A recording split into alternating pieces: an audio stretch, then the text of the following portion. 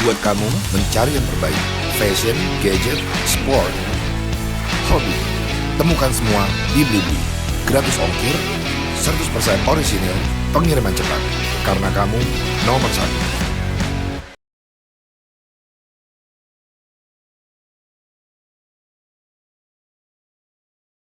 Pasar iklan dan subscribing di Indonesia itu terlalu luas.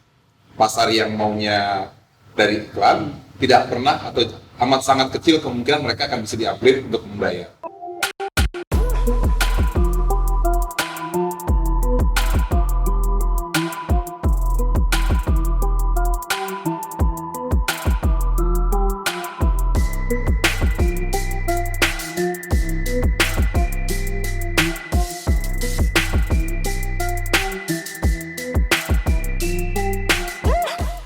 Industri VOD di Indonesia sudah berkembang lebih kurang 5 tahun. Perkembangannya sangat cepat sekali, banyak pemain yang masuk dengan spesialisasi tertentu, banyak bisnis model yang ditawarkan, ada yang berdasarkan subscription, ada yang berdasarkan advertisement, dan ada transaction VOD. VOD on entertainment ini seperti apa di Indonesia? Ekosistem di Indonesia sebenarnya nggak beda jauh dengan yang lain ya.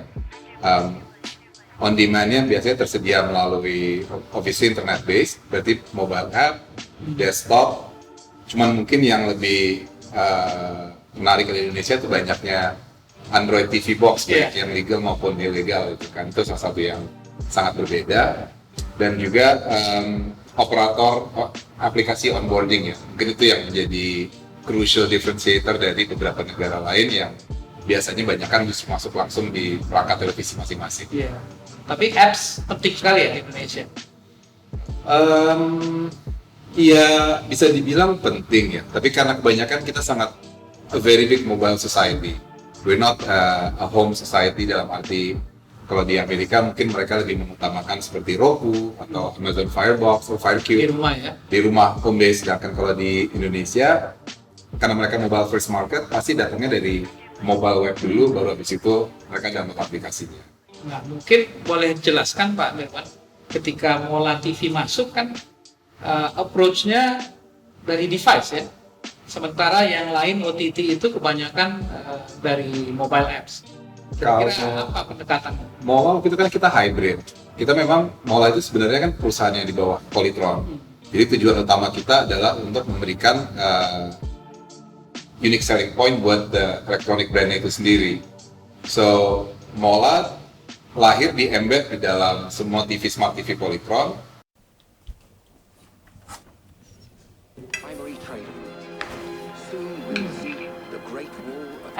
Ai harus coba deh, brownie ini enak banget.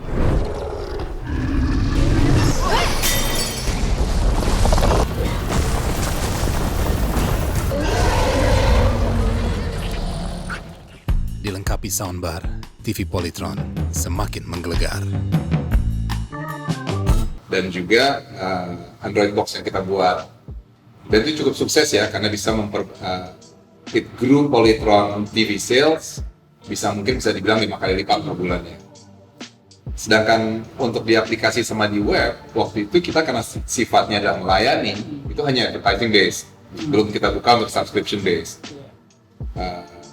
Menjelang pandemi dan setelah pandemi baru kita buka full subscription dan kita tidak lagi menerima advertising. Karena menurut saya pasar itu nggak boleh jadi satu. Pasar iklan dan subscribing di Indonesia itu terlalu luas. Pasar yang maunya dari iklan tidak pernah atau amat sangat kecil kemungkinan mereka akan bisa di-upgrade untuk membayar. Budaya mereka adalah nonton gratis, ya, amat sangat berbeda. Kalau kita ngomongin digital marketing, kita pengen tahu conversion rate yang efektif. Kalau kita bawa yang masyarakat yang nggak mau membayar, ya rusak perhitungannya. Jadi untuk itu kita switch full, kita subscription dan kita akan launch separate brand. What's happening in Indonesia right now? Mola TV are doing a fantastic offer. Really? Really? With Mola TV, you can watch movies, kids shows, HBO. Oh yeah! Well, that's nice. And of course, live Premier League football. and much more for only £3 a month. What'd you say? I don't think I heard you correctly. You say less than £4? £3 a month. Wait, for real? In the UK, it's at least £100 plus. What are you waiting for? You're so lucky. Motor TV, that's the best thing I've ever heard. I know. If you're a football fan, you do not want to miss this offer. Subscribe to Mola. In a minute. Ini bisnis modelnya kan ada subscription, ada advertisement, ada Yes. transaction juga ya. Yes. Jadi kalau seperti Pak Mirwan sampaikan tadi, OTT, beberapa OTT termasuk OTT di mana saya dulu bekerja, itu menggabungkan antara F1 dengan S1 itu suatu approach yang kurang tepat ya. Sulit kalau dari pengalaman saya, tapi mungkin produknya juga berbeda ya. Kalau di kita kan sepak bola ada sesuatu yang sangat mass market. Jadi dari ekonomi paling rendah sampai kelas ekonomi paling tinggi, spektrumnya masuk. Jadi ada segmen juga yang bawah yang mungkin Yang ke bawah, untuk yang, advertisement ya. yang mungkin mereka lebih baik untuk di-serve hanya iklan saja karena nggak punya niat untuk membayar. Tapi ada juga yang pengen convenience, itu mungkin jumlahnya juga lebih kecil gitu kan. So, di saat kita harus memilih, kita mau mass market atau kita mau niche, kita lihat kita lebih cocok untuk mengisi potensi yang di niche. Karena di mass market itu seleranya terlalu jauh daripada expertise kita sendiri. Jadi bukan ditinggalkan, tapi mungkin terlalu tinggi biayanya untuk melayani itu. Kita akan mencoba launching satu brand berbeda khusus oke. untuk Evo. Jadi Jadi- itu memang benar-benar survey that Jadi seperti Garuda masih Citylink lah kira-kira ya. Iya, kayaknya Harus brandnya harus berbeda. Kalau buat kami kita melihatnya seperti itu karena memang by nature sepak bola itu terlalu wide spektrumnya. Jadi mau nggak mau we have to narrow down our focus gitu. On demand entertainment ini kan sangat tergantung pada konten. Correct. Kira-kira analisis Bapak terhadap kebutuhan konten dan tren ke depan untuk Indonesia seperti apa? Saya nggak bisa menjawab itu ya karena nggak bakal ngerti ke depannya seperti apa. Tapi yang pasti pasar di Indonesia itu ada dua kiblat. Satu kiblat mass market yang mereka mencari yang mungkin selera mereka selera yang ada di free to air TV saat ini. Jadi disuguhi yang dari misalnya kita omong kosong menang Emmy Awards atau menang Oscar, nggak ada efeknya buat mereka. Lalu kita punya yang premium di sini. Nah, yang premium di sini konten hanya sebagian daripada kebutuhan mereka. Kebutuhan mereka ada platformnya juga punya pamor yang sama atau tidak. Karena ini menjadi status simbol, bukan hanya entertainment saja. So, how do you navigate between the two? Itu yang menjadi challenge-nya sih. Jadi karena menurut saya, yes, content is king, tapi siapa yang di belakang kontennya juga equally important bagi orang Indonesia, yang sangat status driven. Dalam situasi kebutuhan konten yang memang broad, spektrumnya sangat luas. Mola TV melihatnya strategi positioningnya, kemudian konten strategi seperti apa ketika launch? Kalau dari launch sama sekarang udah berbeda sekali ya. Karena waktu kita launching itu kita memfokusnya di sepak bola dan semua konten lain hanya stopgap sambil kita mau berpikir untuk melengkapi penawaran konten yang ada di situ. Sejak pandemi itu kita baru mulai menggerakkan yang non olahraga. Dan di situ baru kita mulai fokus. Kita fokusnya ke very specific market, itu yang educated market, English speaking kasarnya, namun national identity-nya juga kuat. Jadi kita beranjak dari situ saja. Lalu kan kalau dari sini kita langsung melihat konten yang kita hadirkan seperti apa. Kita maunya konten-konten berkualitas tapi yang tidak ada di tempat-tempat lain. Jadi misalnya kalau omong kosong gitu ya, ada film Hollywood, film itu turun tapi disebarkan kemana-mana, atau saking besarnya film itu, kemungkinan orang untuk belum mendengar film sangat kecil. Kemungkinan kita mau mengambil itu pun juga sangat kecil. Jadi kita justru mencari film yang belum pernah didengar orang. Dan itu yang kita coba. Jadi putar. kalau lihat tadi, apakah ke depan atau sekarang memang targetnya mass market atau tidak? Kita nggak akan pernah ke mass market. Kasarnya kalau di Indonesia itu lu mau jualan Indomie atau mau jualan bikin kayak Louis atau pork and screw. Saya pilih yang pork and screw. Kasarnya seperti itu. Kenapa? Karena content acquisition cost-nya jauh lebih rendah. Jauh lebih, as you know, kalau kita beli konten asing, pasarnya kan global. Jadi pada saat kita acquire dari konten, it's significantly lower cost-nya.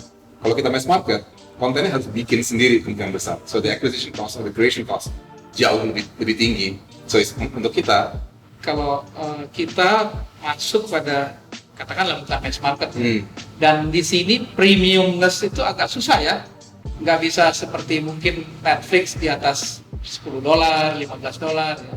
Ini antara profitability-nya seperti apa nih? we're actually kalau dari kita melihat dengan harga jual kita yang 65.000 per bulan ya. Dan habis ini kita akan launching satu lagi yang family program yang 85.000 per bulan. It is a good place lah, nggak masalah buat kita. Dan untuk kita lihat apakah kita bisa commercially viable position dari situ, indikasinya semua ke arah yang benar. Jadi kita barometernya nggak ada yang ke arah yang merah. We're going in the right way.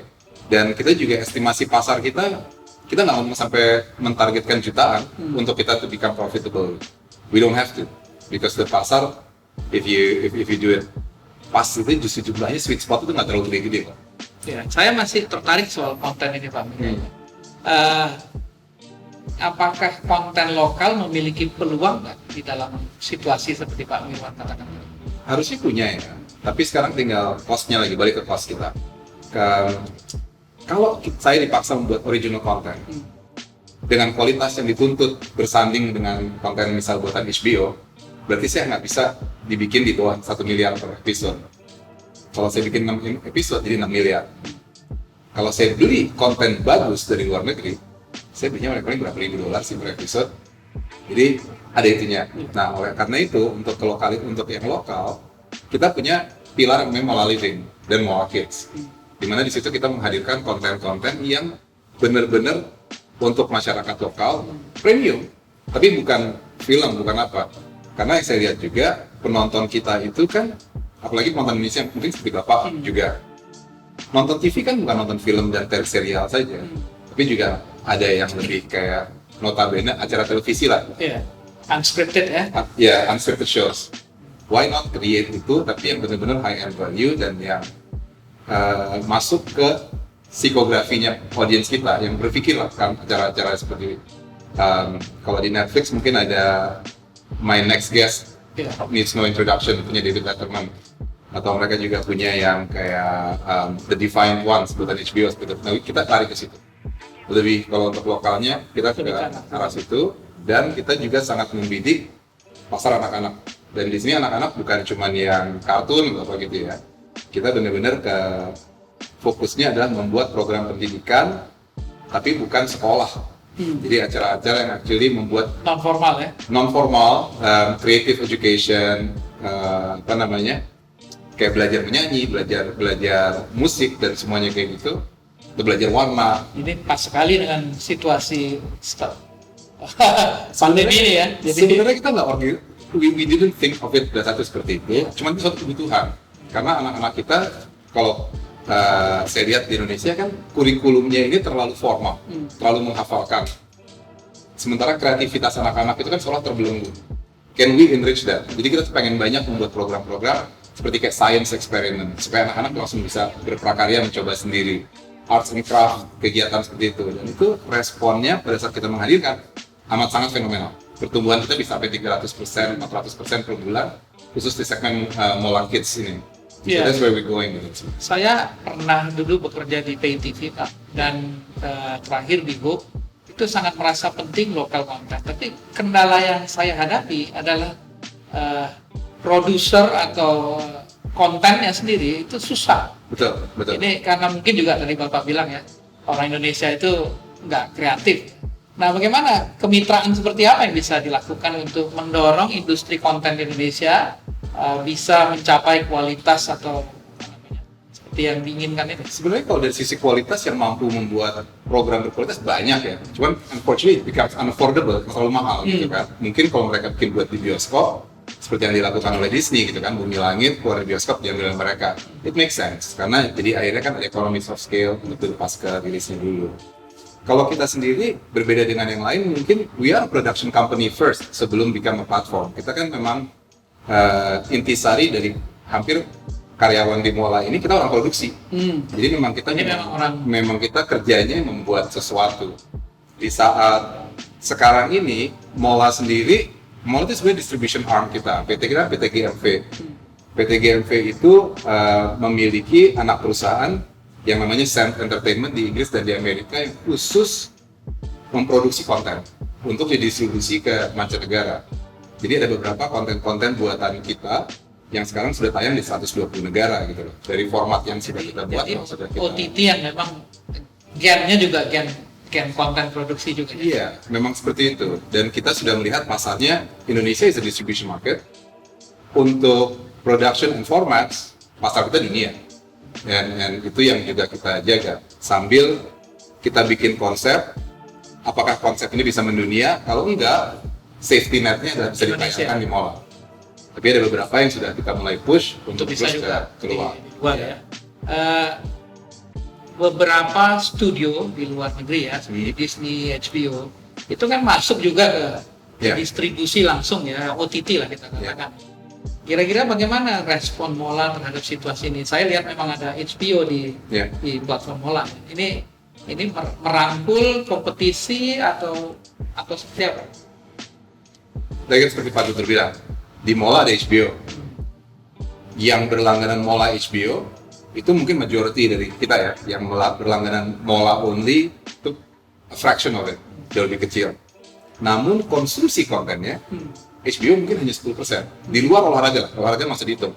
Yang nonton HBO itu hanya 10% yang nonton Mola Entertainment lainnya gitu. Sehingga saya bilang, orang ini beli HBO bukan buat nonton, buat pamor, buat gaya aja. Jadi, status sosial. Begitu mereka masuk, mereka nyalain, kontennya HBO mungkin terlalu berat buat mereka atau terlalu maaf aja gitu kan. Kalau dari barat, trennya banyak sekali yang LGBTQ kan sangat kuat sekali sekarang. Ya mungkin mereka juga gerak sendiri, cari yang lebih netral. Akhirnya mereka nyantol di konten-konten Mola yang lain. Dimana kita kurasinya kayak sekarang contohnya. Drama-drama kita yang kedepannya akan keluar, ada yang dari Prancis, ada yang dari Itali, ada yang dari Canal Plus, ada yang dari Sky, ada yang dari Independent Studio. Kita memang belinya langsung ke source. Ada yang kita produce sendiri juga. So, kehadiran mereka datang kemari buat kita belum terasa dampaknya dari sisi konten ya. Dari sisi pamor, for sure, itu berat. Karena mereka melihatnya ada yang bule yang keren, yang buat tembakan pasti nggak keren. Tapi kita ketolong dengan kita punya Liga Inggris. Karena itu udah eksklusif di kita gitu kan. Kita punya olahraganya banyak, kita punya Liga Inggris, kita punya Liga Jerman, kita sekarang punya Liga Polandia di mana pemain Indonesia di situ. Kita punya program Garuda Select yang hanya punya kita saja. Kita punya timnas Indonesia. Itu anchornya ya? Ya itu yang kita lihat, sports dan apapun yang Indonesia tapi berkelas dunia itu masih jadi kunci kita di situ. Kalau konten tadi kita bicara konten Indonesia, sports, kemudian konten Hollywood lah ya. Kalau konten-konten regional lainnya, apa pendapat Pak Mirwan ya? Korea, Jepang, mungkin ada yang pikir India, Turki dan lain-lain, itu cukup relevan untuk Indonesia atau? Selama ceritanya kuat, selama packagingnya bagus, dari manapun nggak masalah. Jadi saya nggak akan bilang, gue harus ada Korea, gue harus ada Taiwan, saya nggak peduli. Tapi saya lihat ceritanya bagus pernah. Jadi kayak kemarin kita ngambil film Korea, karena ceritanya gue suka gitu. Kita ambil dari Itali, karena memang ceritanya bagus. Kalau yang Korea saya lihat nggak terlalu ringan juga. Ya tapi bukan highball, tapi bukan telenovela kelas lah. Memang ceritanya ada substance. Tapi nggak terlalu berat ya? Dia masih thriller action gitu. Kalau yang saya ambil dari Italia sama dari Prancis, memang lebih berat. Tapi bagus, kayak Game of Thrones lah. Bobot-bobotnya mulai seperti itu. Dari sisi engagement, berdasarkan pengalaman teman-teman sebelumnya yang berkonsentrasi di konten olahraga, itu kan engagementnya hanya katakanlah di weekend atau beberapa kali. Ini bagaimana strateginya supaya engagementnya itu bisa merata sepanjang hari atau sepanjang minggu ya? Di weekend itu kita punya liga-liga Eropa, Liga Inggris, Liga Jerman, Liga Belanda, Liga Belgia, sama Liga Polandia lah. Sekarang mereka udah mulai menambahkan weekday game, meskipun nggak banyak. Tapi kita di setiap Rabu, Kamis, Jumat, hampir 2 minggu sekali itu kita punya Copa Libertadores yang dari Amerika Latin. Jadi ada Boca Juniors dari Argentina, Santos, Sao Paulo, Flamengo, klub-klub besar yang bermain di weekday. Jadi itu actually spread the traffic across. Yang surprising buat kami adalah NFL. Karena NFL yang American Football ini ternyata trafficnya mencapai 1/10-nya Liga Inggris. Dan yang nonton banyak ya, jadi ngalahin Liga Belgia, ngalahin Liga Belanda. So Ini karena banyak orang Indonesia alumni Amerika atau seperti apa ya? saya nggak tahu. Nggak bisa jawab itu. Untuk menonton football itu kan American Iya, football itu bukan harus pasti bukan orang baru, pasti orang yang sudah ya, musuh. mengerti Iya. kan. First down, third down, second half. Exactly. Memang kita punya direct to expert campaign, tapi saya lihat juga sebelum kita melakukan itu udah ngangkat. Jadi juga it's a nice surprise, bukan direncanakan. Jadi untuk anak-anak di mana dia? Di weekend atau engagementnya? Anak-anak drive thru, tergantung age-nya. Jadi kalau anak-anak kita bagi grouping ya. Ada yang namanya preschool, nah itu yang nonton paling sedikit ya, karena itu pasti ibunya yang harus ini. Lalu ada yang active mind, active imagination, nah itu yang kalau saya bilang kan cerita-cerita kayak dinosaur semacam-macam, itu yang ditaruh depan anaknya, terus ibunya ngapain lah ya, itu paling tinggi.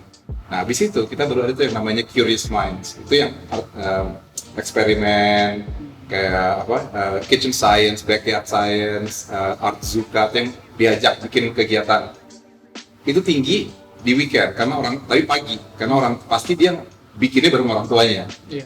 And then we have the young adventure. Nah itu yang mulai banyak olahraga, itu juga itu right across.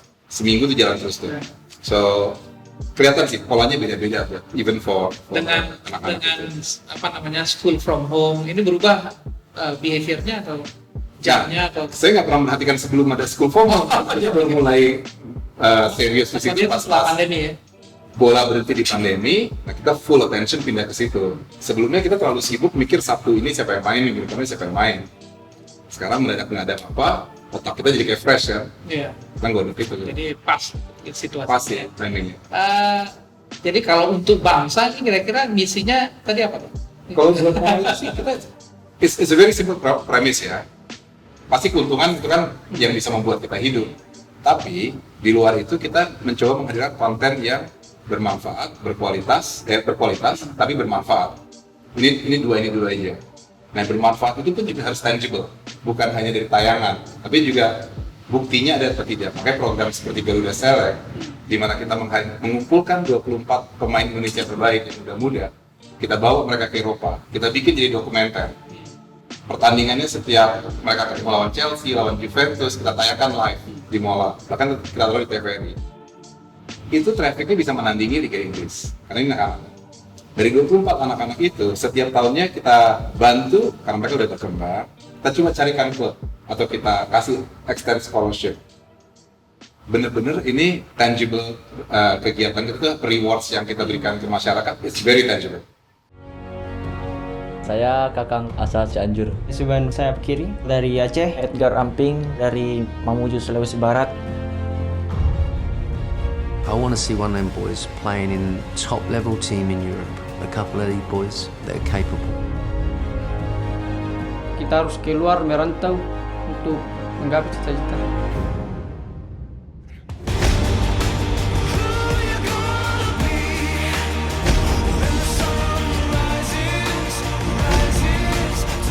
When you're asked to do that job, you have to do that job properly, okay? Because this is what happens. But it's not to play against Juventus, it's to beat Juventus. Today we must put our bag above their bag. He goes round Scalia brilliantly with his first touch. Mola TV kini hadir untuk semua. Kita akan buka besok nih tanggal 28, kita akan seleksi ulang untuk generasi ketiga Garuda Select, itu 500 anak yang akan ikut seleksi dari seluruh Indonesia. Dengan program seperti ini, kita lihat goodwill value kita dijawab oleh masyarakat. Mereka pun jadi makin mengenal Mola dan mereka pun juga berlangganan tuh nggak keberatan karena mereka melihat hasilnya bagus buat kita juga.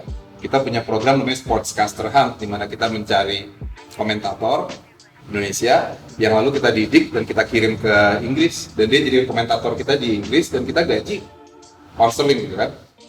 Dan kita lihat hasilnya pun juga bagus gitu. Jadi kita bukan hanya pasar ya bagi katakanlah Premier League ya. No. Tapi kita juga develop sesuatu untuk buat kami di Mola, acara-acara kita yang kita buat selalu kita tanya, ini ada gunanya nggak sih? Jadi kita bikin acara Sofa Kuning. Selamat datang di Sofa Kuning. Halo semuanya.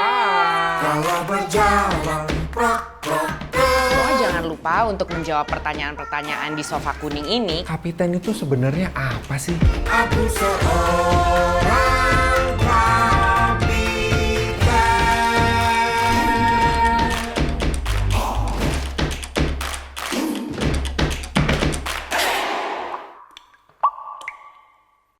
Itu kan memperkenalkan kembali lagu-lagu anak Indonesia yang dikemas secara modern. Modern dengan arti tidak norak, supaya pas gue bilangnya selalu, masa anak Indonesia lebih tahu Baby Shark daripada lagu-lagu orang zaman-zaman kita gitu kan. Nah itu misi kita, gimana caranya kita bisa memberikan kebanggaan kepada produk-produk Indonesia. Kita punya program namanya Tradisi dan Kini. Itu kita serius menggarap juga tradisi Indonesia yang masih masuk dalam elemen modern dan bagaimana itu berkembang atau evolusinya atau ceritanya. I think history, sebuah bangsa yang meninggalkan sejarahnya pastinya akhirnya dijajah lagi secara kebudayaan. Kami nggak pengen Indonesia dijajah oleh Disney, Netflix, or whatever. Jajah konten ya. Satu-satunya cara adalah ya you have to stay true to your roots. Kita ngomong konten lokal tapi kalau esensinya bukan esensi Indonesia tapi cuma kayak dor-doran, HAI, cuma bahasa doang Indonesia. Menurut saya resonansinya di pasar pun juga nggak akan long lasting. Yes, it's commercial success. Sementara ya, menurut saya. Tapi kan pada akhirnya kalau yang saya lihat, orang tua yang berlangganan mall, mereka berlangganan karena mereka tahu itu bagus buat anaknya. Bukan karena ini cuma buat happy aja. So they don't sign up. Kita punya opsi, langganan sebulan atau setahun.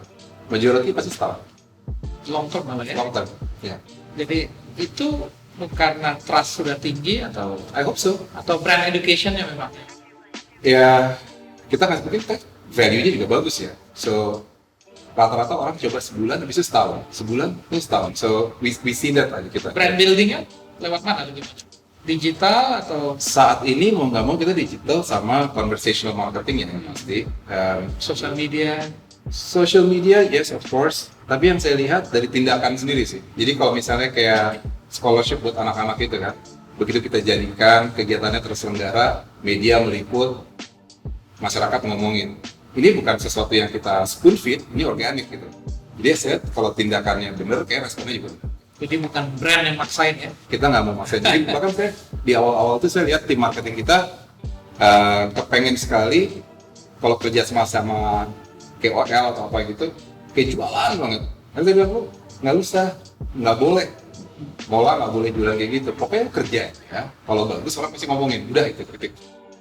Mungkin saya mau touch sedikit soal engagement dari pengalaman saya khususnya di waktu yang lalu. Itu engagement yang large screen itu jauh lebih besar daripada small screen. Karena Mola ada lewat STV, ke TV, ada yang apps ya. Ini seperti apa perilaku? Ada perbedaan perilaku? Kalau di set-top box atau desktop komputer juga sama juga, itu mereka viewing habitnya lebih lama pasti ya. Jadi mereka lebih panjang. Kalau yang dari mobile, jumlahnya lebih banyak orangnya, tapi mereka nontonnya frekuensinya lebih banyak. Jadi misalnya nonton satu film, mereka bisa play count-nya bisa 10 kali lipat. Di unique play count-nya 1, play count-nya 10 gitu kan. Kalau desktop, 1-1. Karena sekali nonton mungkin sampai selesai. Kalau dihitung engagement bisa 5 kali lipat? Bisa 10 kali lipat dari mungkin ya, kalau yang mobile. Kalau engagement dalam arti frekuensi penonton. Kalau frekuensi penonton yang mobile pasti frekuensi lebih banyak. Tinggi ya. Tapi mungkin karena nggak selesai nontonnya. Ini strategi ke depan ada yang khusus atau biarkan saja kita sih dua segmen ini bertumbuh? Kita akan selalu menyediakan yang affordable. Itu jadi yang paket untuk anak-anak pasti tetap 10.000, 12.000 rupiah per bulan. Itu yang benar-benar low end banget. Karena kita kepengenin nilainya pendidikannya supersedes the profit taking.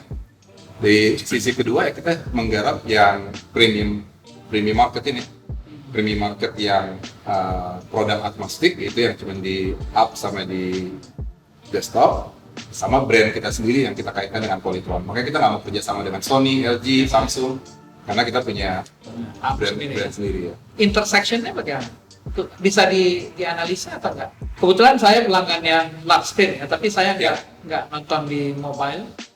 Banyak kan, mungkin hampir 80% yang punya set-top box sudah mengkonek ke mobile phone mereka juga sehingga mereka bisa on the go. Tapi biasanya on the go itu mereka larinya nonton highlights atau nonton pertandingan. Ya, live ya, jadi nggak bisa. Kebetulan di luar ya. Betul. Kalau yang mereka punya desktop, nah itu lebih yang punya mobile lebih variatif nontonnya. Kalau yang desktop tapi tidak nyambung itu pasti udah film semua. Nah peduli bola gitu. Iya, dia lasting ya. Iya. Ini ada insight yang berbeda untuk pelanggan Mola TV di platform lain atau semua sama? Sama ya? Sama. Jadi dari manapun aksesnya itu insight-nya sama ya? Kurang lebih sama, karena mungkin sama dengan Netflix juga ya. Browsing habit kita tuh kan masih terlalu cepet nangkep apa yang dipromosikan di banner atau halaman utama. Jadi konten yang dilihat pun juga seperti itu ya, kecuali mereka sudah expert, nah itu mereka bisa masuk ke HBO Go, cari dokumentari, terus nyari koleksinya, itu ada lah yang gitu, nggak nyampe 10% lah.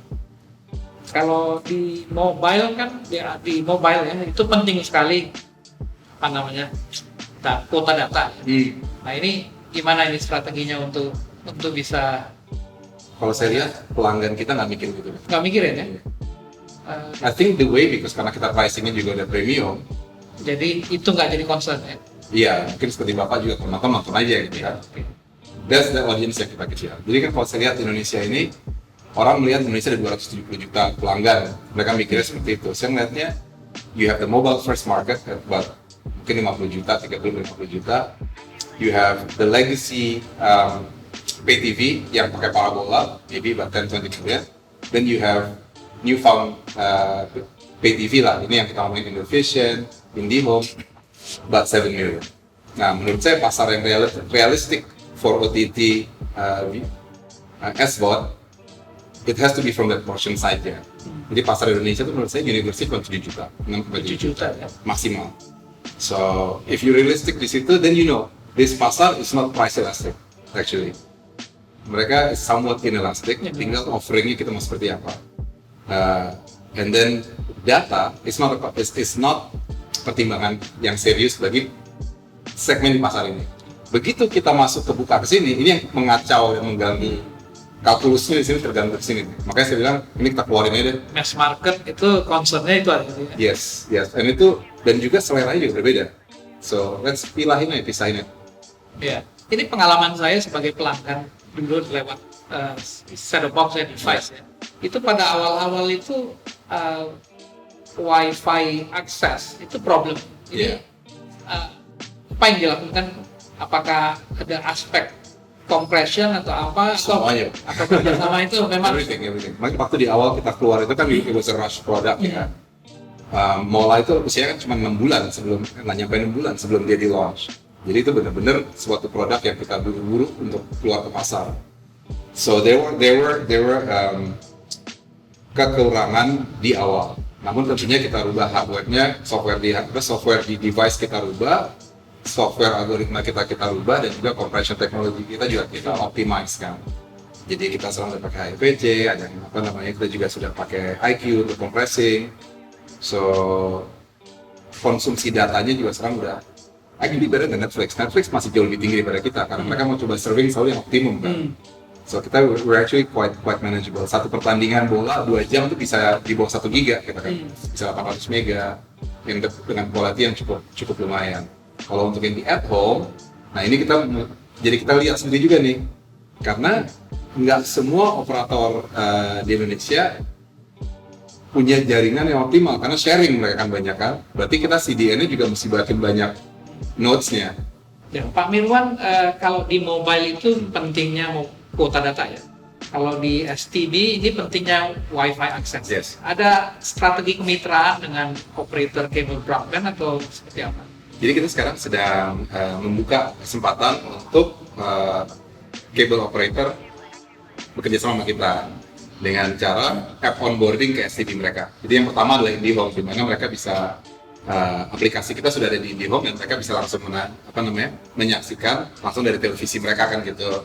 Namun kita sedang approach yang lain-lain juga dan itu terbuka buat semua operator juga sih, siapa yang mau aja. Strategi Mola terkait konten tadi kan sports, kemudian mungkin unscripted, movie tentunya. Selain itu ke depan masih ada yang ingin dijangkau, misalnya nggak tahu saya gaming, music atau yang lain ini. Kita sedang, yang kita lagi fokus ini adalah live interaction itu ya. Yang unik di Sofa Kuning itu kan kita sebenarnya it's a live interactive game. Jadi mereka nyanyi, habis nyanyi ada quiznya. Mereka untuk main quiznya itu jadi nontonnya harus di desktop atau kita taruh di net TV atau di box. Terus ada menjawabnya di aplikasi kita. Dan itu kita kasih hadiah rewards per minggu sih. So we have that element of interactivity akan kita terus gali. Live show seperti kayak live talk show bersama tokoh-tokoh dunia itu akan coba kita hadirkan juga makin banyak lagi. Musik kita juga memang sedang menyiapkan konser. Saat ini yang lagi kita persiapkan adalah kayak konser Maxwell, konsernya beberapa artis-artis asing yang eksklusif hanya buat Mola saja, di mana kita tetap membuka fitur interaktifnya, chattingnya, jadi mereka bisa ngobrol sama penontonnya, bisa kirim pertanyaan, bisa apa segala dan dijawab langsung sama artis.